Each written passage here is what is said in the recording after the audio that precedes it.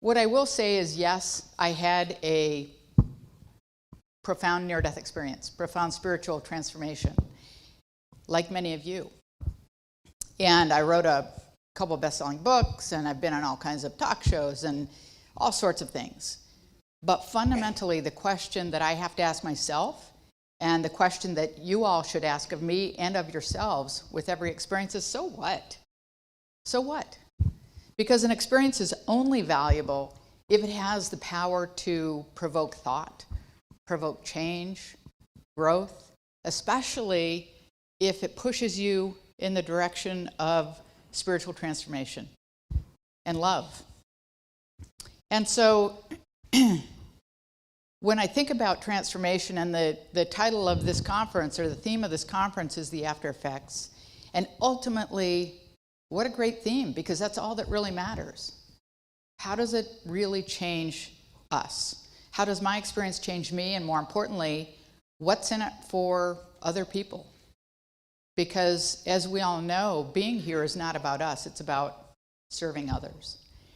And so I will tell you also that transformation, as you well know, takes time, a lot of time. And for me, it has taken many, many years. And I know that as I keep going on, I keep thinking about different aspects of my life's experience, and that process continues and continues and continues. And I suppose my own transformation began really in medical school. I grew up as a child of the 50s in the Midwest, and I went to Sunday school, I went to confirmation, I did all those things. But back then, for me at least, it had nothing to do with spirituality. It had nothing to do with what really matters. And it had everything to do with, that's what you do on Sunday morning. You go to church. And I never really claimed it for myself. And then when I went off to college, I did what most smart, intelligent, accomplished people do. I said, okay, that spiritual stuff, that's not for me. I mean, I fully subscribe to the religion of the intellect. And I was probably somewhere between a humanist and a rationalist. But regardless, I absolutely accepted this false choice that we're asked to make, which is you either believe in science or you believe in spirituality. I said, oh, count me in with the science. And so that's how I remained for many, many years. Although in medical school, I think the door started opening just a little bit. Because when I was in medical school, I started really understanding the exquisite detail and intricate interconnectedness of every part of not only our body, but the world, the living world. And so I think deep inside me, there was this little question mark about, wow, is it statistically possible that this is all random, that it's all chance? And over the course of that time, I did also come across a few patients who, at the time, I had no idea what they were talking about. But they shared with me things that were happening to them, whether they were young kids who knew they were going to die during the next operation and told me about the angels who had come to take them. And I will tell you, back then, as now actually, I just sort of went, I don't know about that. That's a little out there, and kind of filed it away. And then I finished, and I got married, and I had a kid, and a kid, and a kid, and I'm a doctor. I should know how that happens. But I was really, really busy. I had a full-time job, husband, kids, house, you name it. And like so many people, I was really too busy to even consider my spiritual life or consider that whole realm of existence. And I think it's like most people, because you don't have to think about it until you have to. Most people don't think about death until you're forced to, until you either lose a loved one or you're diagnosed with a fatal disease or something. At that point in my life, I had lost no one that I actually knew. No one close to me, no relatives, no friends, no nothing. And so I had never actually thought about death as it pertained to me. I had patients die and that sort of thing, but that's a very abstract sort of experience. And that's how I lived. I took my kids to church, but I think I was sort of a cultural Christian in that I took them primarily because I wanted to give them a moral foundation. I wanted them to actually understand that there is right and wrong, but it really had little to do with developing their spiritual life. And that all changed for me in 1999. At that point, this is pretty good, I really am using slides. At that point, I had these 4 little kids, and my husband and I decided that they were old enough for us to leave and go on vacation by ourselves, which was incredible. I mean, that's a watershed day for anyone. And so we decided to go kayaking in South America. And lest you think that was a bit of a harebrained thing to do, my husband and I are avid kayakers. At that point, we had kayaked for many, many years all around the country, internationally. It was something that was in our experience level. And we went to South America with friends of ours who are professional kayakers. They own a raft and kayak company. They run trips to Chile every year. I mean, this was a routine thing for them. And so we went and had a great time paddling. And what was going to be our last day of paddling anyway, here we are. We loaded up the boats and we decided to paddle on a section of river that's well known for its waterfalls. And when I talk about waterfalls, I'm not talking about Niagara Falls or something crazy like that.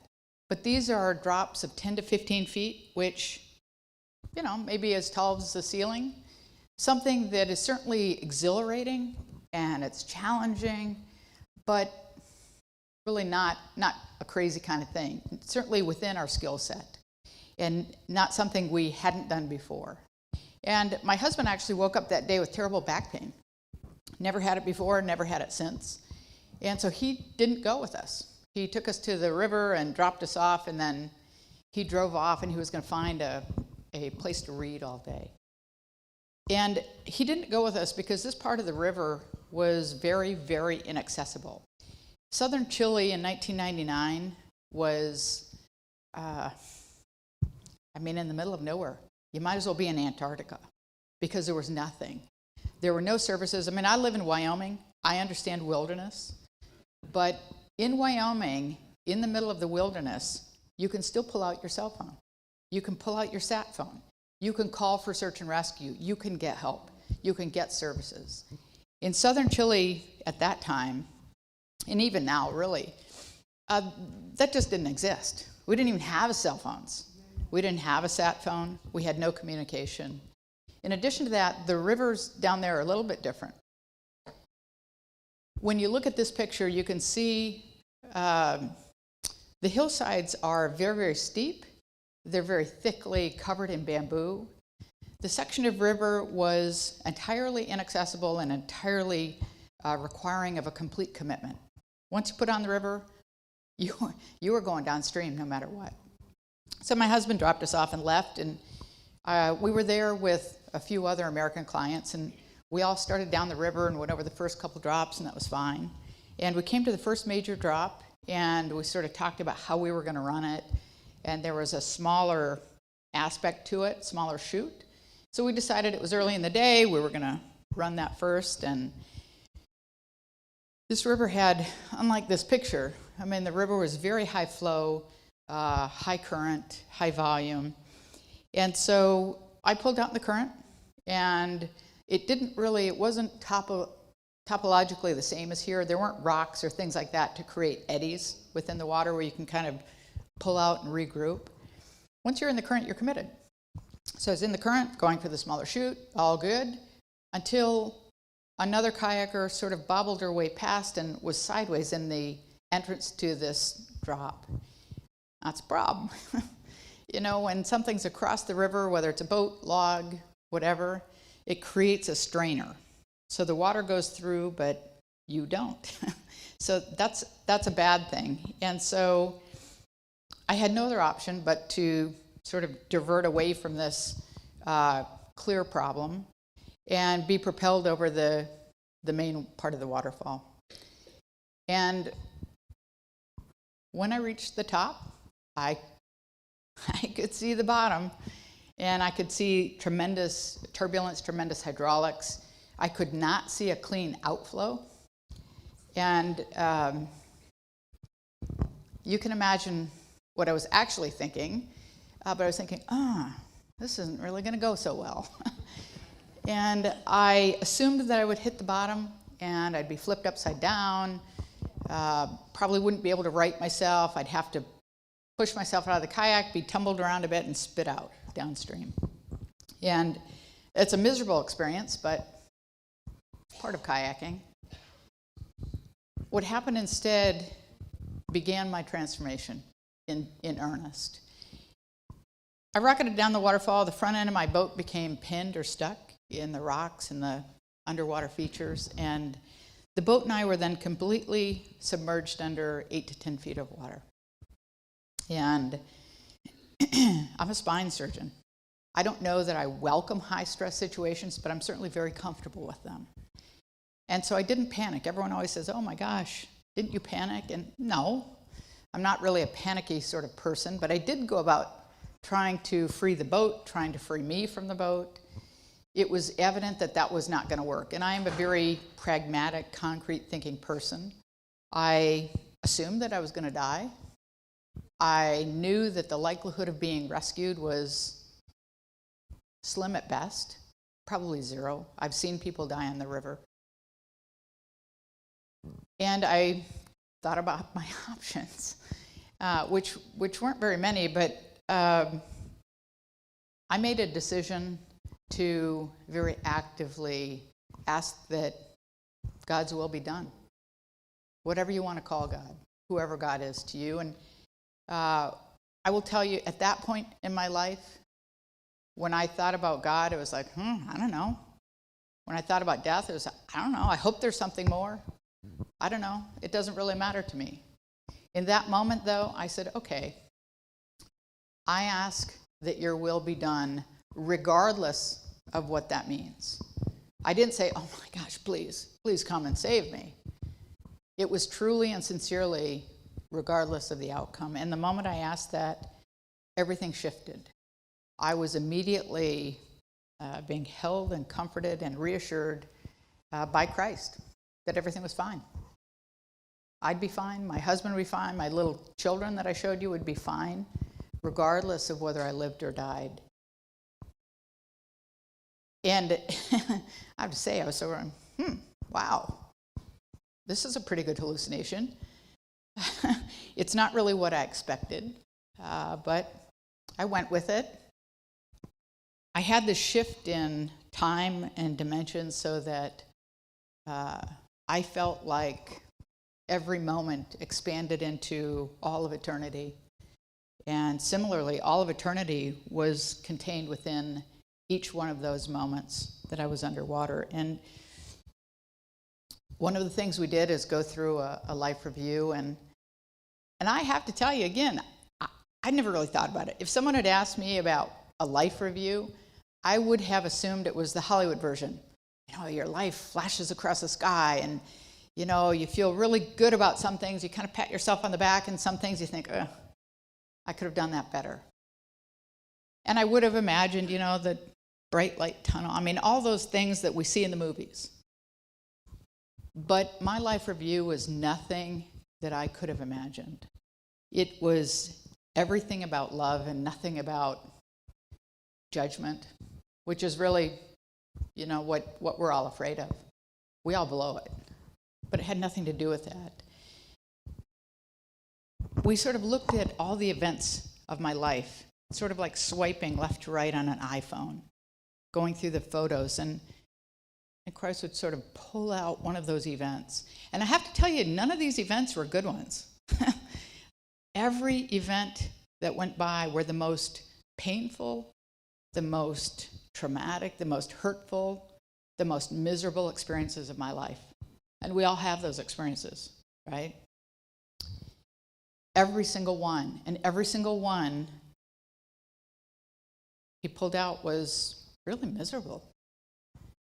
And there were events where either I hurt someone I loved, or someone hurt me, or deeply hurt someone else that I loved. And I would find myself immediately back in that experience.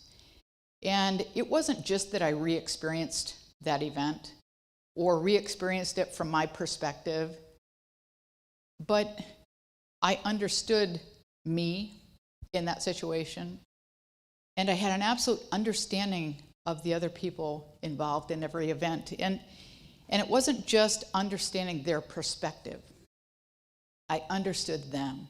I understood everything about their life story, everything about what brought them to that point in time where they hurt me, or I hurt them, or they hurt someone I loved. And what I discovered as we looked at event after event after event is that we all have stories, right? I mean, every time I lash out at someone, and this is trite to say, but it's the truth. Every time, if I'm going to hurt someone, it's because I'm coming from a place of pain. Every single person has a life story. And what I realized is that it's not about forgiveness. When I was in these, re-experiencing these events, it wasn't a matter of, gee, I understood them and I forgave them. Forgiveness, at least as we use it typically, it's like, well, I forgive you, but you're still a jerk.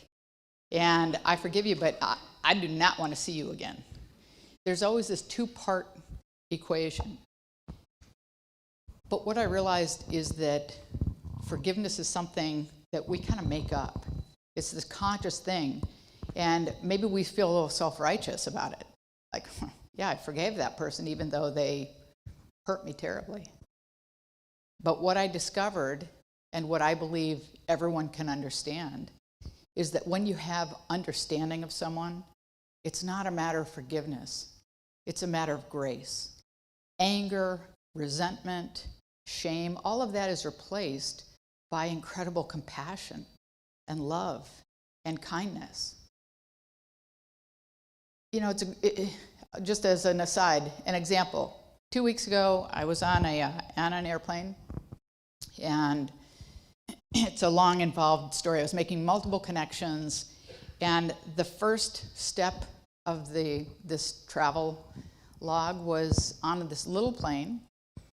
It had already been delayed an hour. I was just barely going to make my connection, and I was on my way home, so I really wanted to make that connection. And we loaded on the plane, and we weren't taking off, and I was just thinking, oh my gosh, you've got to be kidding. I want to get home. And then there was this kid screaming, and finally the kid gets brought up to the front of the plane, and the parents want off the plane. And you can imagine, everyone on the plane was rather upset. So they brought the jetway back out.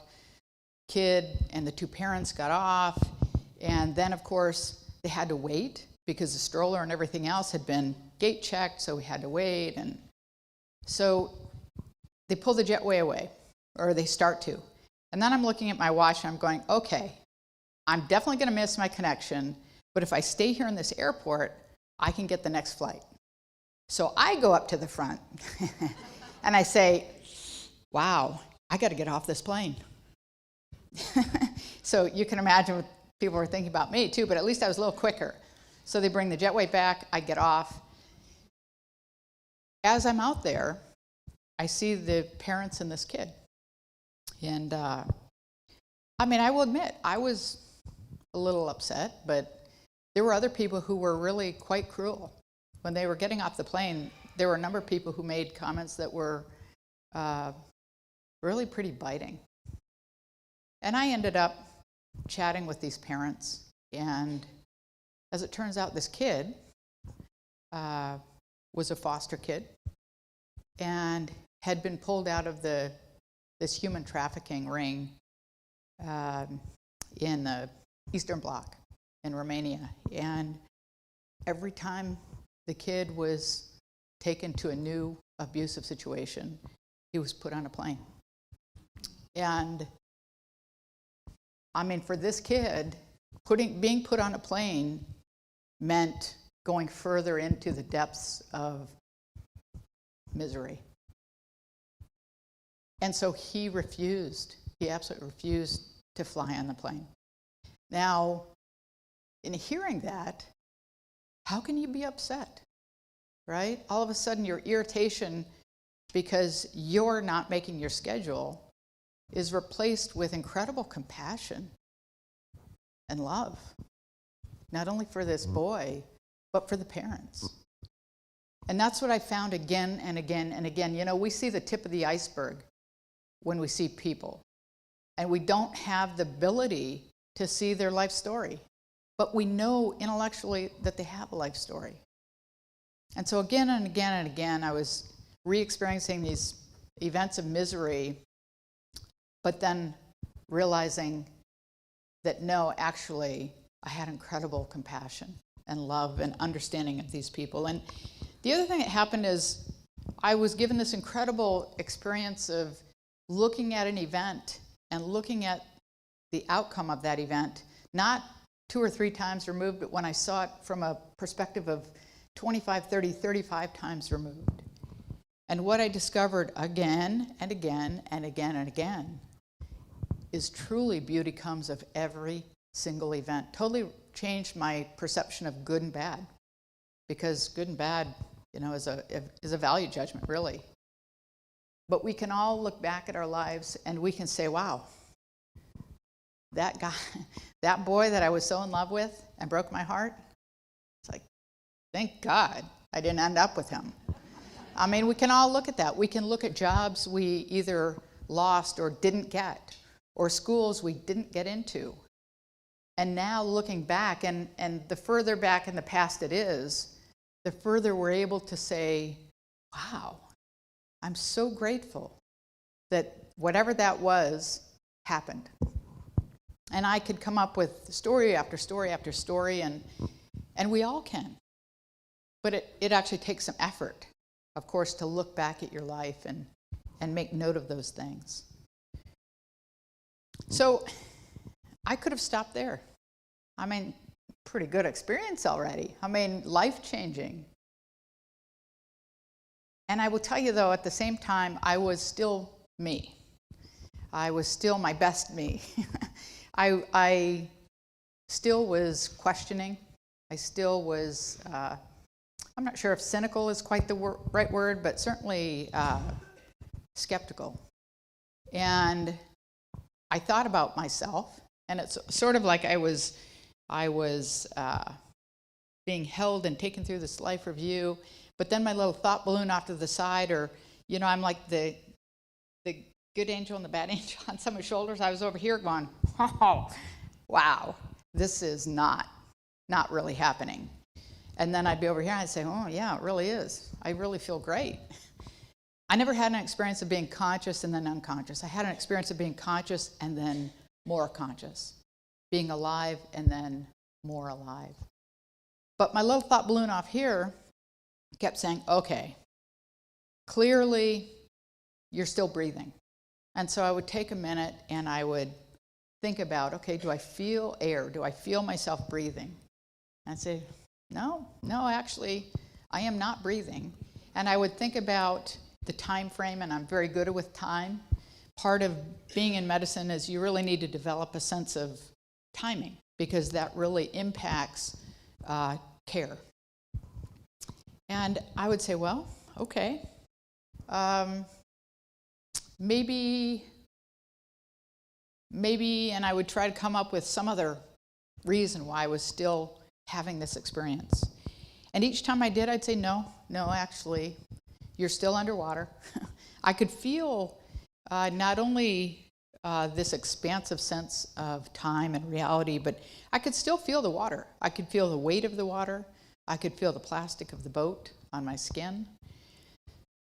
And I could feel the current slowly start to pull my body over the front deck of the boat. And as that happened, I could feel my knees bend back on themselves, and that's not good. And I'm I'm an orthopedic surgeon. I know what broken bones feel like, and I could feel the bones breaking and tissues tearing. And I remember at one point thinking, I must be screaming. And I took a little minute and I thought, actually, no, I still feel really good. And so then my body finally broke free from the boat. And as that happened, my spirit had been kind of peeling away from my body. And I rose up and out of the water and I mean, I was free. I was absolutely free. And I was immediately greeted by a group of, I don't know what, people, spirits, beings. For me, they had physical form, somewhat three-dimensional, head, arms, legs, wearing these incredible robes and really just obviously radiant from within. Not like there was a sun or bright light shining, but from within. And it was as though these robes were, I don't know, woven together with fibers of love. I mean, it was, you know, and I always say when I talk to IANDS groups, it's always such a pleasure because I don't have to try to explain it. Most of you understand that it's a love that is not something we experience here. And it's a love that is pure and complete and tangible. You can feel it, you can see it, you can touch it.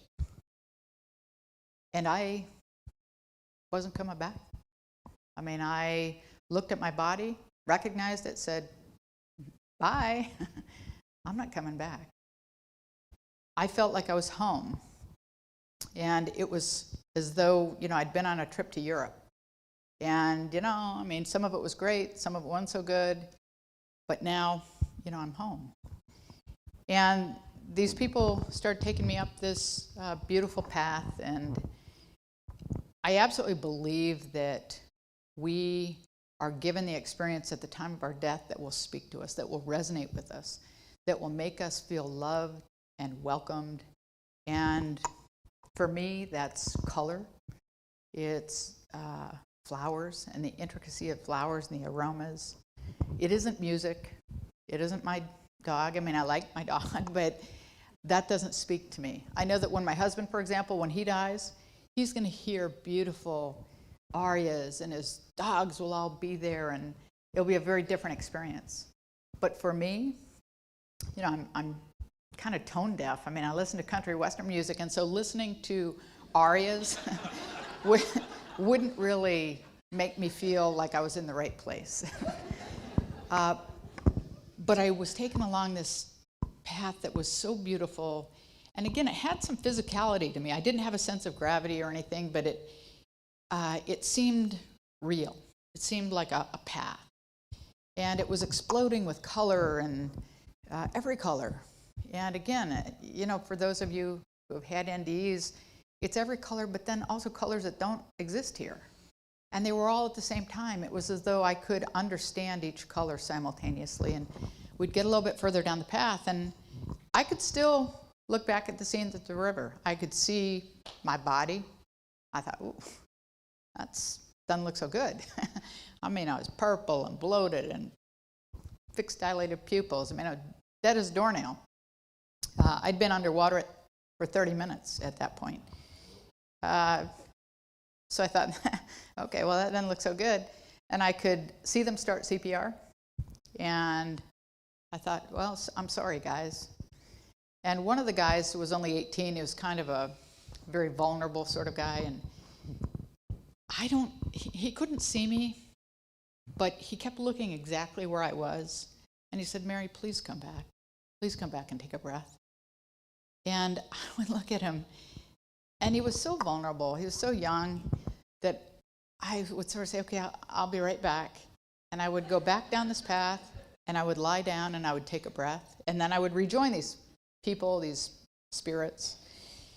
We'd get a little bit further down this path, and he would start calling again, please, Mary, please come back and take a breath. I'd say, oh, okay, just a minute, I'll be right back. And what's interesting to me is, I said earlier, I was still me, but it was the best me. You know, parts of me, I mean, I am a skeptical person. I just am. Here on Earth, we use that term somewhat derogatorily, but that's not necessarily a bad thing. Collecting evidence isn't necessarily a bad thing. So I was still, coming down this path and going back and back. I mean, I was so frustrated, like, goodbye, like enough. Take a breath means one. And I already did it. But we would get further down, and finally we came to this archway, this sort of entrance, and it was clearly the point of no return. And I wasn't coming back, and so I kept trying to say, okay, let's get over this line. But we were there for what felt like many hours, and I'm not going to go into it because many of you all have had this experience. I had an absolute understanding, not necessarily of the nature of the universe, but how it all works, how we can actually all be entirely interconnected, and not just people, animals, plants, the entire deal. How it is that we are all one. And I just wanted to stay there forever. And then at a certain point in time, I was told that, it wasn't my time. I had more work to do on Earth, and I'm being kicked out. And I said, no, I'm good. I don't have to go back. I had already been reassured that everyone would be fine. So I tried to argue my point, but I am not an attorney. I am a doctor. So I was kicked out. And when I sort of revolted, they did start to tell me about some of the work I still had to do. And I have to tell you that it was not a feeling. It wasn't a sense of things that I had to do. It was pretty clear cut. It was like, okay, here's this list of things for you. So you better get after it. And I have to tell you that there was nothing on this list, not a single thing, that was something that I thought, oh, great. I can hardly wait. There was no, beach house in the Caribbean. There was nothing, not a single thing. Every single thing on this list is something that I knew was going to be very challenging, probably very painful, and definitely not something I felt up for doing. I didn't feel like I had the skills, the knowledge, you name it, this whole list. And some of the things on the list have come to pass, some of them have not yet. But they were all horrible, painful, and outside of my experience would be very difficult to do. I mean, some of it, and I'm not going to get into it this morning, some of it had to do with the coming and unexpected death of my oldest son. You saw the picture. He was only 9. And I was told about his coming death, and when I asked the obvious question of, well, why? Why my son? Why now? I was immediately taken back to my life review and reminded and shown yet again the reality that beauty comes of all things. And I had been shown that again and again and again. Our job isn't always to know the why. Our job is to recognize that it's there. And then some of it had to do with what I'm doing now. Writing, sharing my experience. Can't say I would have signed up for any of that either. And then I was taken back to my body and reunited with my body. And it was a long process of getting home. And finally, I was in dire straits. And I was in the hospital for 5 or 6 weeks. I was in rehab for many, many months. And in that initial 2-week period of time, there were a lot of things that happened, a lot of miracles. I had a couple of more out-of-body experiences where, again, I believe I was back in heaven. I'm going to call it heaven because, again, as most of you know, there really aren't words.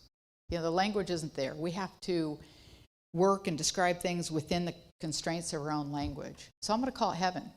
And I was back, and it was the same experience of absolute love and intensity of beauty and all of those things. And then after the second one, I was back, and I knew that I wasn't going to be leaving again till I get through that laundry list of work. And so then I was left going back to the question, so what? What did this mean? And so here I was. This is heaven for me in the first couple of months. They wheeled me over to sunshine. It was like, oh, thank goodness.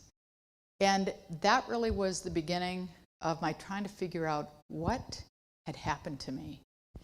I needed to know what had happened, how this had happened. And I wanted to find a medical scientific explanation. I was desperate to find an explanation.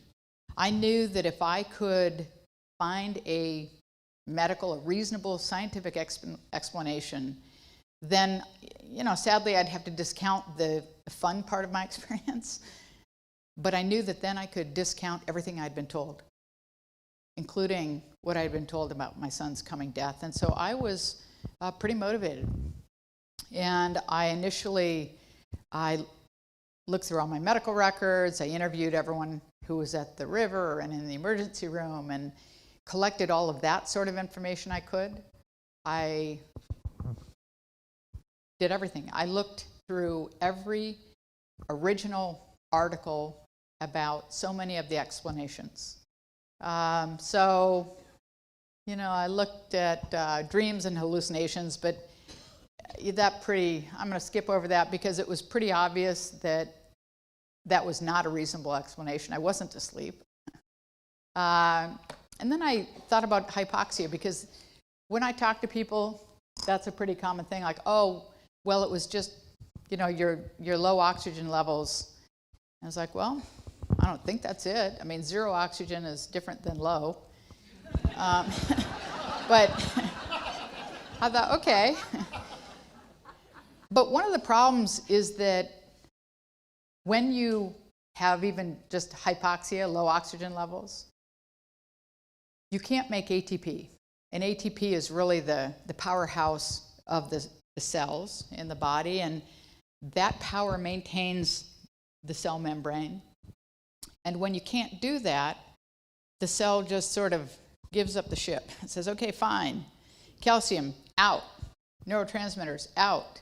And you have this dumping of both calcium and neurotransmitters. And calcium is extremely toxic to the other cells and sort of the brain structure, as are neurotransmitters. The other thing is that it destroys the brain cells that are most sensitive to and most responsible for creation of new memories and retention of new memories. So if I'm going to think that neurotransmitter dumping was responsible for my experience, then I have to discount the science that shows the part of my brain that would have been most likely to be affected was not. But then I focused on the neurotransmitters because that truly is what people look to. And dopamine, we all experience dopamine highs. That's why running and everything else like that is really great, because it creates a euphoria. But it does not create auditory or visual hallucinations. Serotonin isn't really a great thing. If you have too much serotonin, you feel very agitated. You can get seizures. But then I really focused on DMT, because that truly is the darling of, well, I call it darling of my time, because DMT is the handy excuse for anyone who wants to discount the reality of near-death experiences. And DMT has been called the God particle because it does create a dissociation. It does create a different sense of time and space, and people can have euphoria and hallucinations. But it's very interesting because almost all the DMT experiences have hallucinations that have to do with repeating geometric patterns. They're called machine elves. And it's interesting to me because I think the fact that what we describe in near-death experiences as different speaks to the truth of them. As an orthopedic surgeon, I can pretty much tell you what your experience is going to be if you break your arm. There's a little bit difference in terms of pain experience, but it's a physiologic process. I can pretty much tell you what the next 6 or 8 weeks of your life is going to be like. Similarly, with DMT experiences, DMT experiencers can pretty much tell you what the experience is going to be like, the things that you might see, the things that you might hear. But with near-death experiences, you know, we all describe this incredibly intense love, and we all describe incredible beauty, but it's different because we are different. Here on Earth, we describe beauty differently. We experience beauty differently. And so I think it speaks to the truth of them rather than it being a physiologic experience. But with DMT also, you know, we all say, oh yeah, well, it's found in the pineal gland and, you know, that releases at the time of death. Well, the fact is it's never been found. Someone found an enzyme that has a capacity to convert a couple of other things to DMT, but they've never actually found DMT in humans. And if they did, it's incredibly toxic, again, to the exact part of the brain that creates and retains new memories. And so I could go on and on and on, but ultimately, I had to come to the conclusion that mine was a true and real spiritual experience. It was outside the bounds of medicine, outside the bounds of science. And I also realized this false choice. I mean, we're all, I mean, even today, it doesn't matter what your age, we're expected to choose science or spirituality. But I discovered they coexist very easily because they address different questions. I'm still a scientist. I'm still analytical. And I expect science to help me explain how things happen. But I expect my spiritual reality to show me why. And so they coexist very easily. But then, of course, comes back to the same old question. Okay, so what? So what does my experience have to do? What can it do for me? What can it do for other people? And I will tell you that one of the things it did for me was radically change my perception. And you won't be able to do this on a slide, but this is one of those stereotypic 3D images. I don't know if you all remember the Magic Eye books. But it changed my perception so that instead of seeing that as an interesting geometric pattern, I look at that and I realize, wow, there's that hidden heart in the middle of it because you can look at it differently. I look at good and bad differently. I don't ever really define things as good or bad anymore. Things are as they are, and I know that beauty will come of every event. I also look very differently at people. And when I look at people, it's as I was saying earlier. I can look at today, which is the top of that iceberg. And that's all I see. That's all I'm able to see. But I can recognize that there's the mass beneath. There's the mass of everything that came before for that person. Most of which they don't even understand themselves. And so it totally and radically changes my interaction with other human beings. We talk about love, you know, well, let's love each other and all that stuff. But my question is always, well, what does that even mean? I'm not going to go date everyone. But what does that actually mean when we talk about loving each other? And for me, I don't even use that word very often anymore because it has become meaningless in our culture. But what it means for me is compassion, kindness, respect. I can look at any person that I meet and they may irritate me. I'm not gonna lie here. They may irritate me for whatever reason. Or we all have our pet peeves, and whether it's, you know, a blue scarf. You may just think, oh gosh, that really bugs me. But what we can do and what I can do is I can change my secondary response. I can recognize my own foibles. I can recognize, like, oh, come on, get over it. You don't like piercings in an eyebrow. Well, okay, so what? And I can have the grace for myself that then allows me to have grace for that person, because I can then look at that person and recognize that they have this backstory, that they have this huge hidden part of their life that has brought them to that moment. And I can recognize that that person is as deeply loved and valued by God as I am. And so all of a sudden it changes things, because I can start to feel affection. I can feel love. I can feel respect. I can feel value. And so it changes entirely my interaction with people. Obviously, I, like most of you, I'm not afraid of dying again. I mean, death to me is not the point. I mean, death brings context to life. Death brings meaning to life. But when I think about death, I think about this. It's my airplane ticket to home. This is the vacation. This is the great adventure. And then I get to go home. And the people I've met on my great adventure, well, you know, they're sorry that I'm leaving. And I'm sorry to leave, because during my adventure, I love people. I make great friends. But I also know that I'm going home to where I've lived my whole life. I'm going home to the people who have loved me as long as I've existed. And so my concept of death has radically changed, and I have to admit that's not always a good thing. It's very difficult, actually, for me to express culturally acceptable sadness when a friend's parent dies, or when there's death. I mean, we're expected to be, oh my gosh, that's so terrible. But I have to tell you, a little part of me is thinking, lucky? I mean, so not all the changes are culturally acceptable. And as we talk about transformation, because again, that's the theme of this, I will tell you, my transformation has changed everything. The after effects for me changes who I am.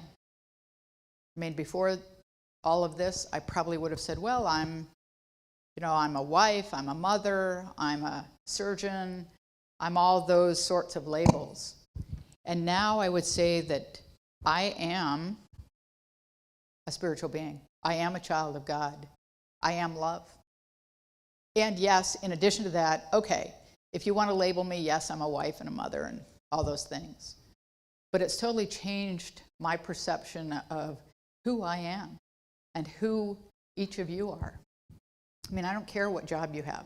I don't care if you're married. I mean, I do, because it's interesting. But the most important label any of us have is as spiritual beings. It's changed what I do.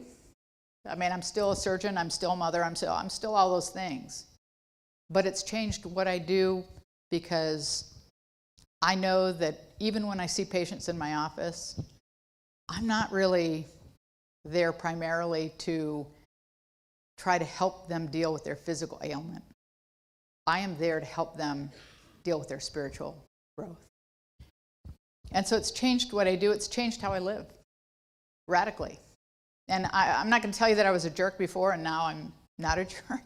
I mean, I certainly always bought into the concept of being a good person, being honest and ethical and a woman of integrity and all those sorts of things. But how I live is very different.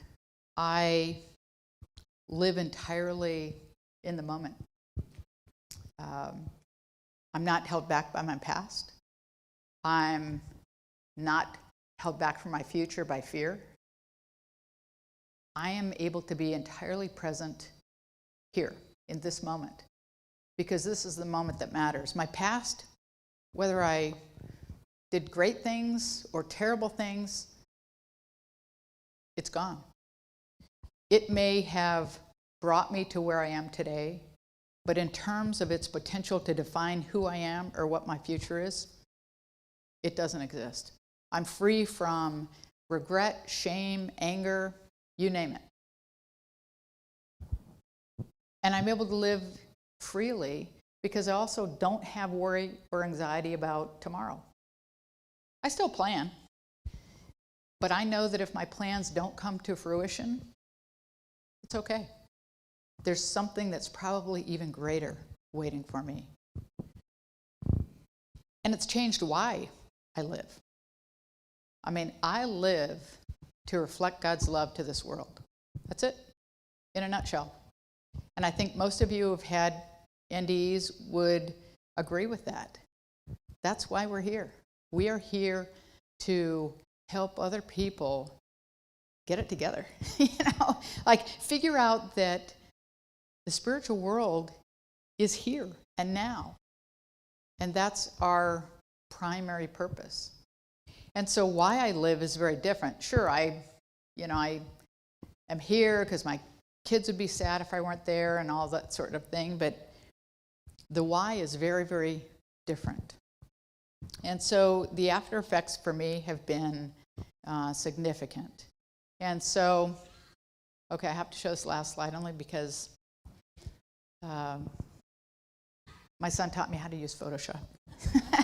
But this is a great summary. I mean, basically, I think that what is available for every person, not just people who have had profound experiences, but every single person has the ability to work through their life, work through collecting evidence of the spiritual realities and the spiritual truths, and be able to draw the same picture for themselves.